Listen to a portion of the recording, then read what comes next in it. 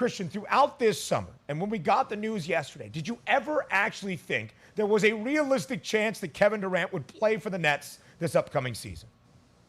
I think it changed. It went from about 50-50 to about 60-40 that he wouldn't, and kind of teetered around there for me because I think throughout the entire process, the one thing you kind of have to remember is the Nets really had all the control. As much as Kevin Durant and Kyrie Irving, to a certain extent, wanted to believe that they were running the show, it just wasn't the case. You look at the control that the team had. He's under contract for 4 years.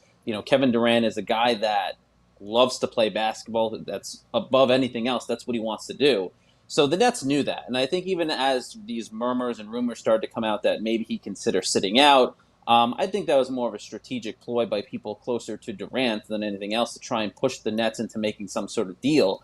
But I mean, this is kind of the best case scenario. And in fairness, too, Sean Marks and Joe Tsai, the ownership for the Brooklyn Nets, certainly ran a huge risk of almost potentially alienating two of the biggest superstars in this league, and really in the world, by taking this hardline stance with them, and it paid off. And like anything, you mentioned baseball. Like anything, you make the right move, you make the wrong move at the right time. It could go either way. You either look like a genius, or you look like a fool. And Right. luckily for Marks and Side, they look like geniuses right now because they've convinced Kyrie to come back. They've put KD in a situation where, really, as substantial as some of these trade packages were, they were never going to accept them because they weren't what they were looking for. The Nets were looking for a king's ransom to get Kevin Yep. Durant to move him.